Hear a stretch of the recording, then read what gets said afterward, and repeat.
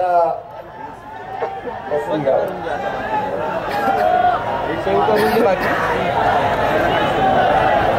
ज्यांना या व्यासपीठावरती बोलले संधी मिळाली नाही त्यांची नावं वाचतोय. माझे आमदार हरिभाऊ बदे, औरंगाबादचे असणारे संयोजक अमित भुईगड, त्याच्याच बरोबर आमदार बळीराम शिरस्कार, यादीमध्ये ज्यांची नावं होती बोलायला संधी मिळाली नाही त्यांची यादी या ठिकाणी वाचतो.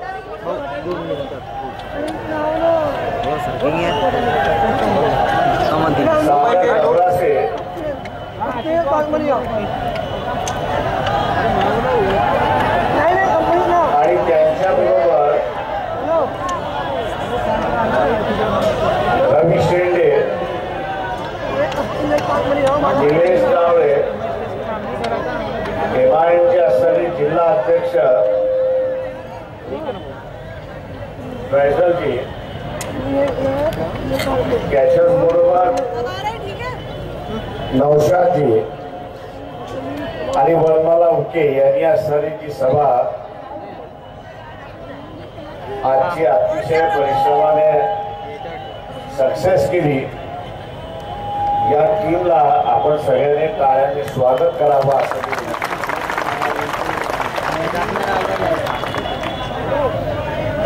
मी बोलण्या अगोदर असताना एक घोषणा करतोय.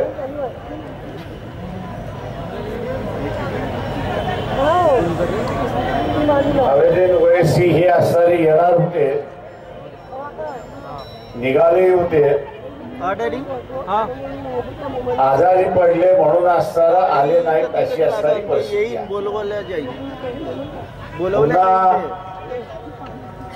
नागपूरला यायचं तुम्ही कुठे आहे हे त्यांनी अभिवाचन दिलेलं आहे. तुम्ही चालले का? इतक्या जलील माझ्या अंदाजानं आता पोहोचतील. तर मग थांबा ना. मग त्यांचा जो काही संदेश आहे तो माझ्या नंतर असणारे या ठिकाणी वाचतील अशी असणारी परिस्थिती आहे.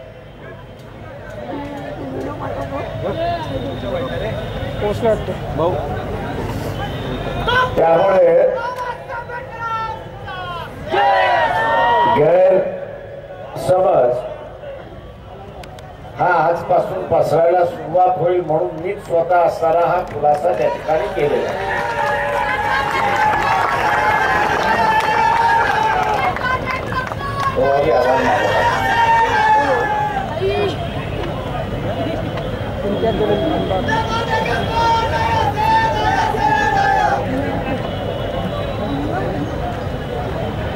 या ठिकाणी जे वेगवेगळे अधिवेशन आपण घेतो,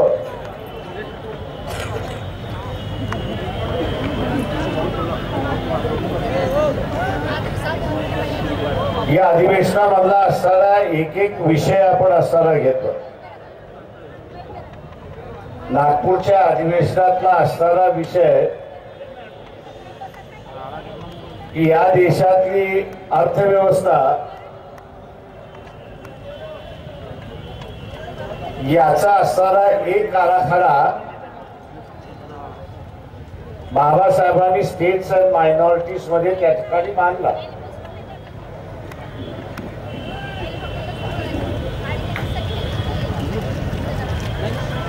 हे मांडत असताना काही गोष्टी त्यांना असताना संविधानामध्ये अंतर्गत करायच्या होत्या,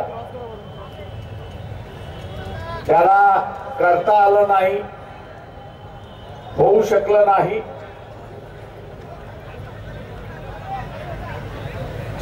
आणि म्हणून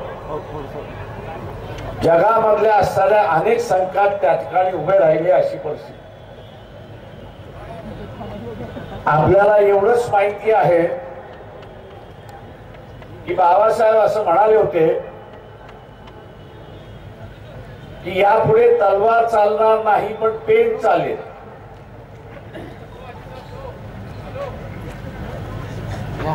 यापुढे तलवार चालणार नाही तर पेन चालेल असं बाबासाहेब त्या ठिकाणी म्हणाले होते. आपण जसं ज्या तसं त्या ठिकाणी वापरतो पण त्याचा असताना मतीत अर्थ आपण असताना लक्षात घेतलेला नाही.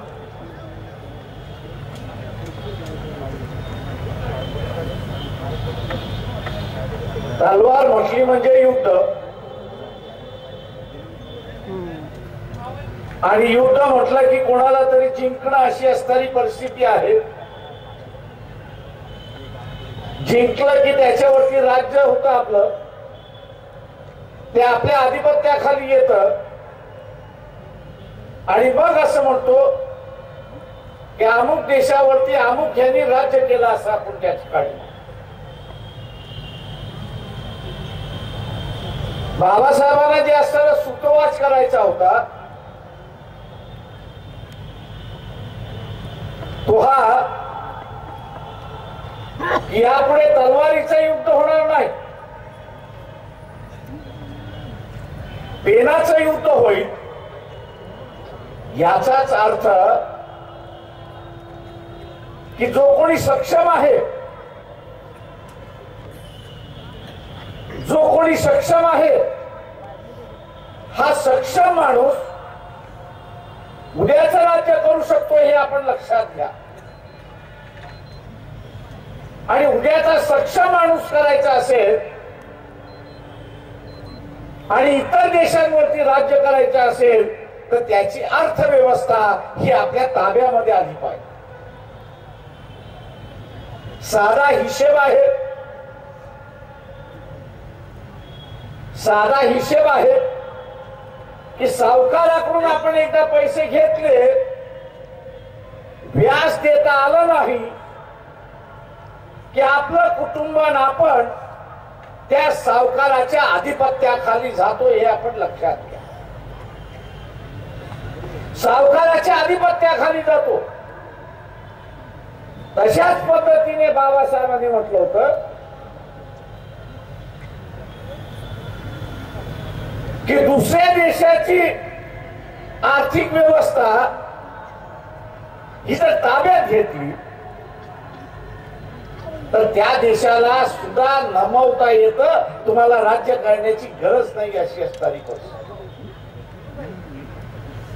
आणि त्याच दृष्टीने बाबासाहेब असं म्हणाले होते की प्रत्येक देशाचं एक अर्थ असतं, मर्म असतं, एक आर्थिक मर्म असतं. आणि ह्या आर्थिक मर्माची सुरक्षितता पाहिजे. ही आर्थिक मर्माची सुरक्षितता पाहिजे.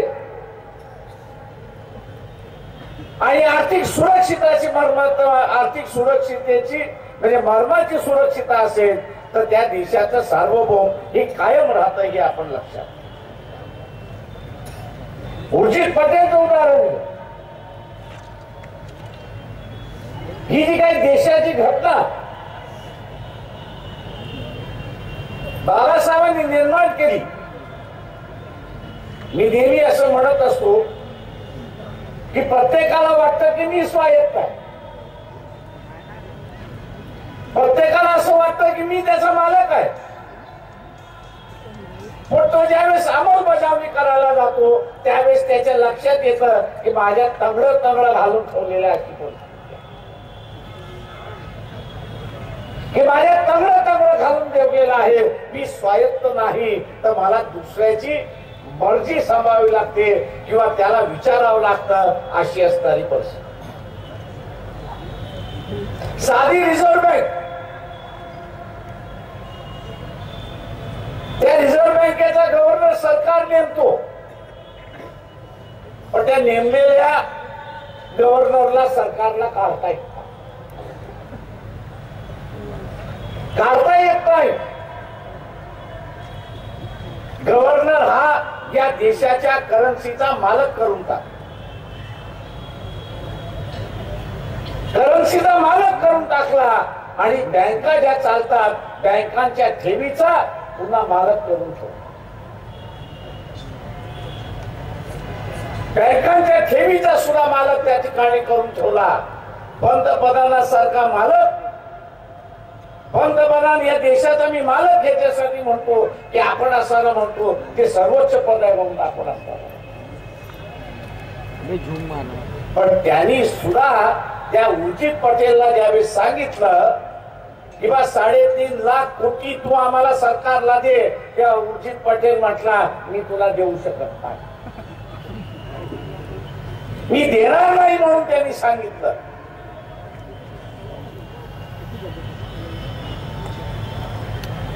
माझी जबाबदारी जी आहे ती माझी जबाबदारी मी पार पाडेन. तू पंतप्रधान असेल पण मी आज रिझर्व्ह बँकेचा गव्हर्नर आहे आणि या देशाच्या करन्सीचा मालक आहे हे असताना लक्षात. त्याच पद्धतीने बाबासाहेब असं म्हणत होते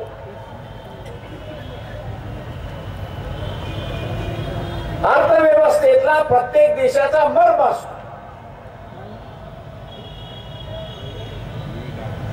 या अर्थव्यवस्थेतला प्रत्येक देशाचा मर्म जो आहे त्याची मालकी आजच्या क्षणाने आपण असताना बघितलं तर पार्लमेंटकडे नाही, लोकसभेकडे नाही, संसदकडे नाही, तर त्याची असणारी मालकी ही नोकरशहाकडे आहे हे आपण लक्षात घ्या. एक्झिक्युटिव्हकडे आहे ती असणारं लक्षात. आणि म्हणून खासगीकरण, उदारीकरण शासनाने आणलं पण पार्लमेंटने आणलं नाही अशी गोष्ट. आणि तेव्हा बाबासाहेब असं म्हणत होते की हा जो मर्म आहे अर्थव्यवस्थेतला जो मर्म आहे तो अर्थव्यवस्थेतला मर्म संविधानामध्ये अंतर्भूत केला पाहिजे. उद्या बदलायचा असेल, या मर्मामध्ये बदल करायचा असेल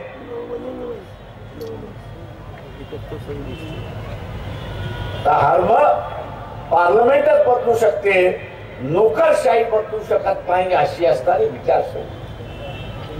मित्रो, आखाती देशामधलं असणारं जे युद्ध आहे ते तेलावरती युद्ध आहे.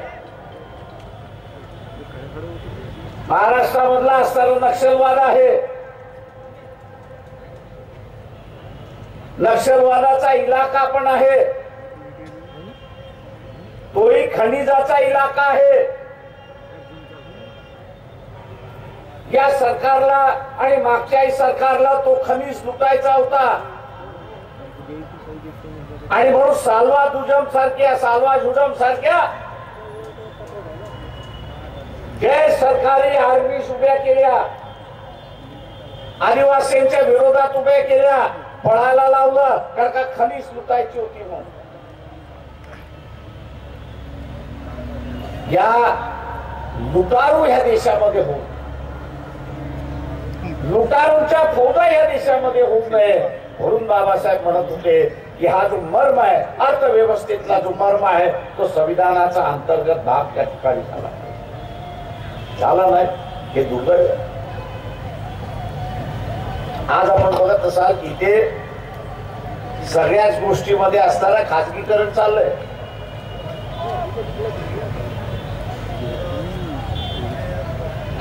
सगळ्याच गोष्टीमध्ये खाजगीकरण चाललंय. शिक्षणामध्ये खाजगीकरण, आरोग्यामध्ये खाजगीकरण, शेतीमालाच्या खरेदीमध्ये असणारं खाजगीकरण ही जनतेच्या उपयुक्त आहे. हे जनतेच्या उपयुक्त आहे. आणि म्हणून स्टेट्स अँड मायनॉरिटीज मध्ये बाबासाहेबांनी म्हटलं की अर्थव्यवस्थेमधलं जे नेसेसरी आहे म्हणजे आवश्यक आहे, या आवश्यक भागाची असणारी मालकी ही शासनाकडे असली पाहिजे. ती शासनाकडे असेल तर तिचं इक्वल डिस्ट्रीब्युशन होऊ शकतं, तिचं बरोबरीनं वाटप होऊ शकतं. नाही तर काही न मिळालं आणि काही न मिळालं नाही अशी असणारी परिस्थिती. आरोग्यातलं आपलं उदाहरण फार मोठं आहे. ज्यांच्याकडे पैसा आहे त्यांना सोयी आहे, ज्यांच्याकडे पैसा नाही त्यांना असणारा आरोग्याच्या सेवाच नाही अशी असणारी परिस्थिती. आणि म्हणून या विषयाचा अभ्यास, या विषयाचा अभ्यास व्हावा. म्हणून ह्या असणाऱ्या अधिवेशनाचं अर्थव्यवस्था कशी असली पाहिजे या संदर्भात आम्ही त्या ठिकाणी ठेवतो. आम्ही मान्य करतोय की उद्याच्या व्यवस्थेमध्ये जातीच्या राजकारणात मुद्द्याचं राजकारण संपतंय. ज्या नागपूरमध्ये आपण बसलोय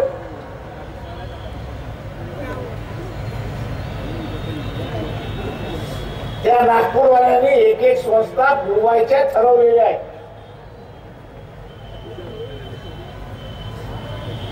आम्ही RSS वाल्यांना विचारतो, तुम्ही रिझर्व्ह बँकेवरती आता जो गव्हर्नर बसवलाय दास म्हणून, त्यांनी डिग्री कशात घेतली? इतिहासामध्ये घेतली. मी या नागपूर मध्ये RSS ला RBI इतिहासामध्ये जमा करायचा आहे का हे पहिल्यांदा सांगा.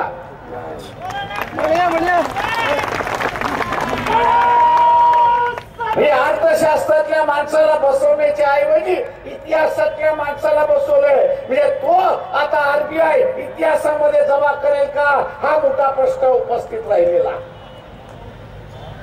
बुद्धिमत्तेच्या ठेकेदारांची असणारी जीव यावी अशी असणारी परिस्थिती आहे.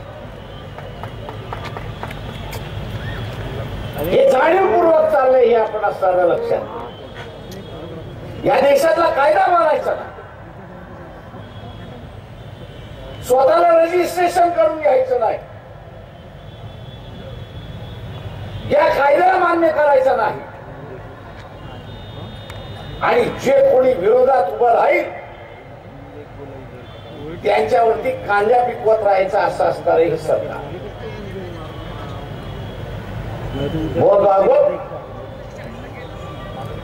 प्राईम मिनिस्टरच्या मर्डर मध्ये अडकवण्याचा प्रयत्न तुम्ही निश्चितपणे केला हे लक्षात घ्या. खोटं नाटकपत्र आणलं तुम्ही की प्रकाश आंबेडकर सुद्धा पंतप्रधानाच्या कटामध्ये आहे. 3 महिन्याची वाट बघा, तुम्हाला 2 फिगर मध्ये आणल्याशिवाय राहणार नाही. आणि 2 फिगर मध्ये आणल्यानंतर या नागपूरच्या जेलमध्ये बंद केल्याशिवाय राहणार नाही.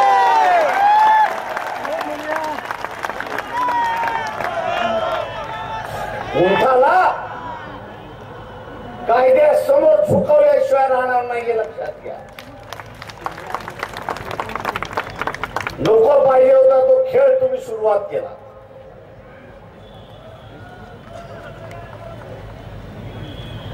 जेलमध्ये टाकण्याच्या असणाऱ्या गोष्टी तुम्ही करत राहिलात.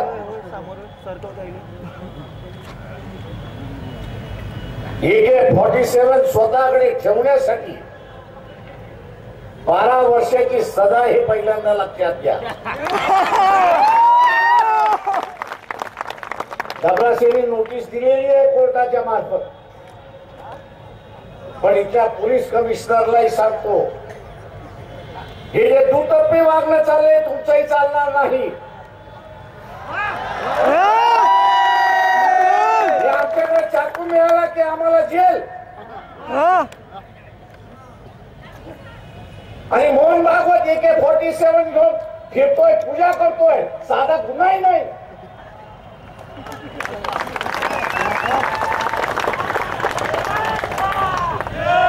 साधा गुन्हाही नाही.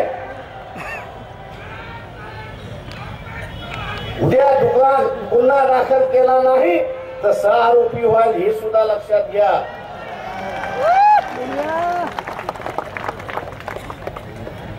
माझ्या अगोदरच्या वक्त्यांनी सांगितलं इथला वारा बदलतोय, वारा बदललंय.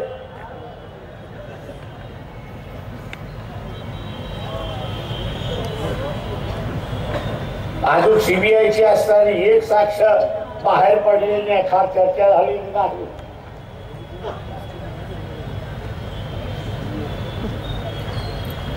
शहाबुद्दीन मधली मुंबई मधली झालेली साक्ष अजून व्हायरल झालेली नाही.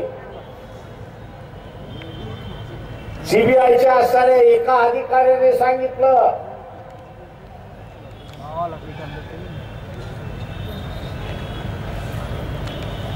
की गुजरात मधल्या असणाऱ्या एका बिल्डरला सुपारी दिली होती, ती सरकारमधल्या काही मंत्र्यांनी दिली होती.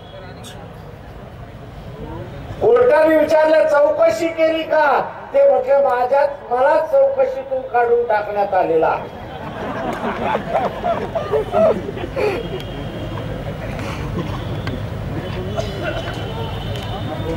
मोहन भागवत यांना आम्ही असताना विचारतो, हिरेन पांड्या हा तर ब्राह्मण होता, संघाचा फार मोठा कार्यकर्ता होता,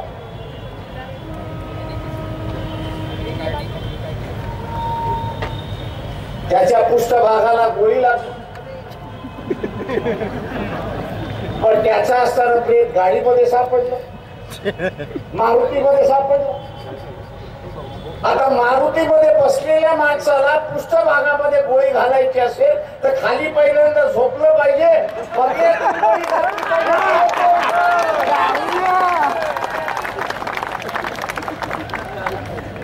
गाडीच्या पत्र्याला भोकही नव्हतं.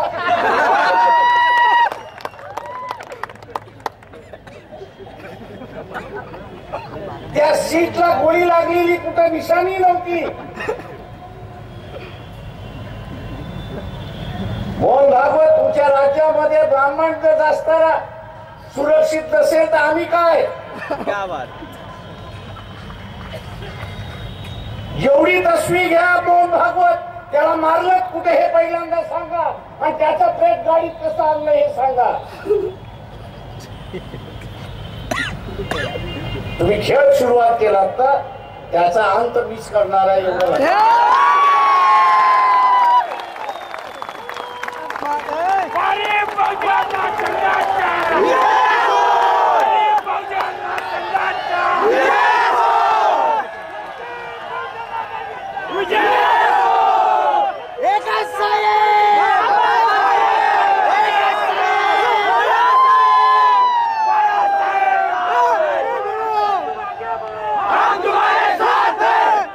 अजून एक लक्षात घ्या,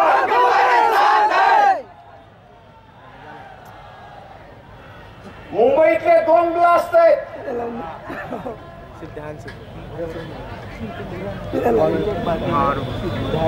92चा आणि 2007चा.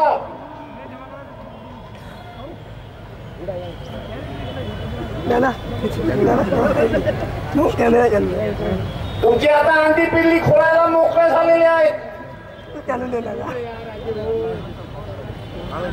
मी एवढंच बोलतोय पाकिस्तानच्या पंतप्रधानाला,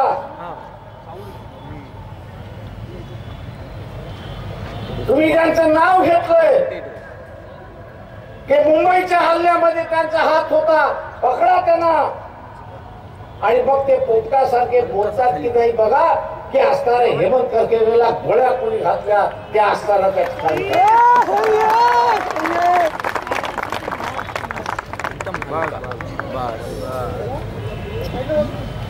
पोस्टमॉर्टम रिपोर्टही माझ्याकडे आता मी मिळवलेला.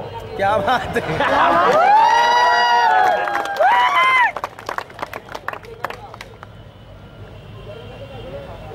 तुम्ही मला गोळ्या घातल्यात तर पोस्टमॉर्टम गेलात म्हणून असं समजू नका, तिसऱ्याकडे मी ठेवलेला. ज्या दिवशी म्हटलं मला गोळ्या घालायला दिसेल त्या दिवशी तो हेमंत करकरेचा पोस्टमॉर्टम रिपोर्ट बाहेर करा म्हणून सांगितलेला आहे. चाल तुम्हाला कळता येते, चाल आम्हालाही कळत.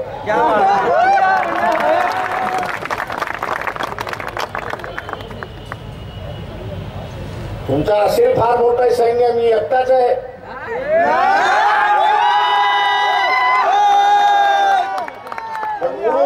एवढं मी सांगतो,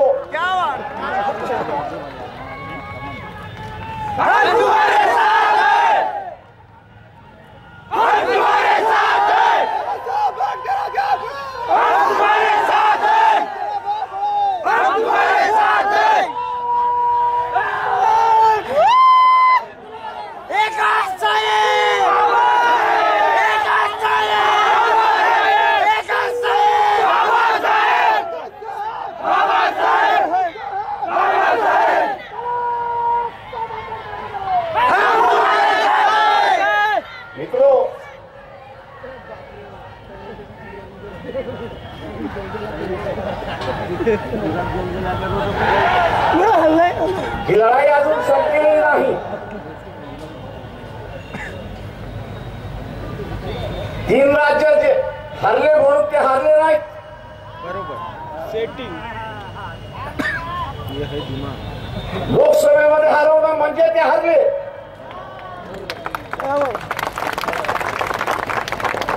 नवीन खेळ खेळायला सुरुवात करतील जसं काँग्रेसवाल्यांनी सुरुवात केली आहे. अशोक चव्हाणांचं म्हणणं आहे की आम्ही चालतो पण MIM चालत. अशोक चव्हाण मला असताना पहिल्यांदा एक खुलासा करा की न्यूक्लिअरचं डील झालं, दावे तुमच्याकडून निघून गेले, जेव्हा MIMचं मत मागितलं का एवढं फक्त खुलासा.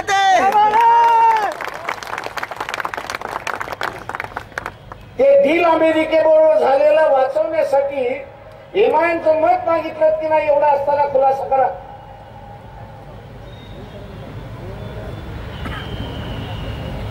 मागितलं नसेल तर तुमचं म्हणणं आम्ही मानलं. तुम्ही मत जर मागितलं असेल, मत चालतं पण व्यक्ती चालत नाही, असं कसं होऊ शकतं. अशोक चव्हाण आम्ही आपल्याला सरळ सांगतो की 4 वेळा तुम्ही आम्हाला कॉफी पाजली ही वस्तुस्थिती आहे, पण 4ही वेळा एका प्रश्नाचं उत्तर आपण दिलेलं नाही.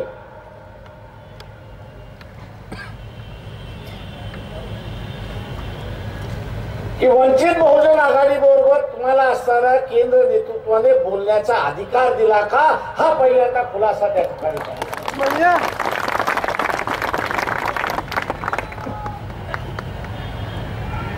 की ज्या पद्धतीने तुम्ही असताना गोंडवाना पार्टीला मध्य प्रदेशमध्ये फसवलं, बोलत राहिला, इलेक्शन मध्ये वाऱ्यावरती सोडलं, तशा रीतीने खेळ आमच्या बरोबर करू नका. त्याला आम्ही तो सक्सेस होऊ देणार नाही एवढं लक्षात. युती व्हावी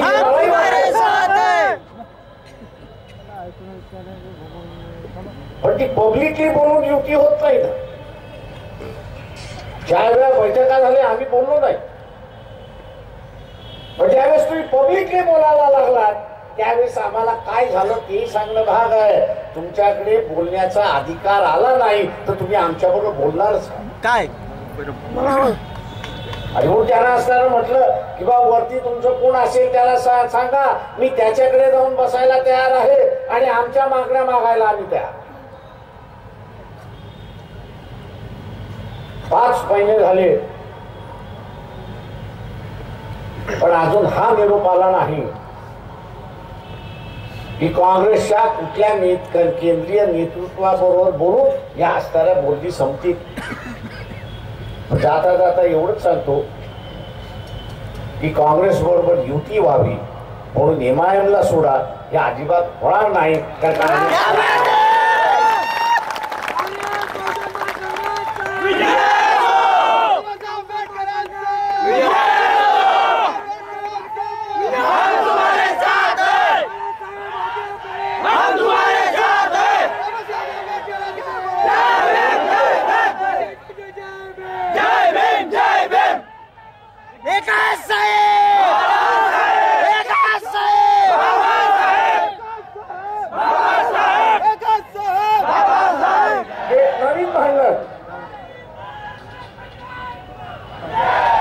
महाराष्ट्राच्या सरकारने लावायला सुरुवात केली.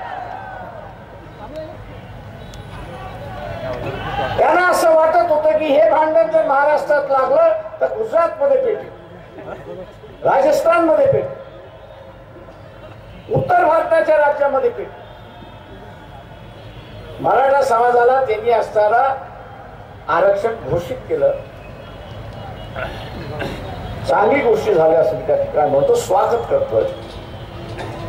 पण इथल्या असताना मराठा पुढाऱ्यांनाच आवाहन करतोय की तुम्ही तरी भूमिका घ्या की आम्ही ओबीसीच्या ताटामध्ये बसणार नाही, आमचं ताट वेगळंच नाही.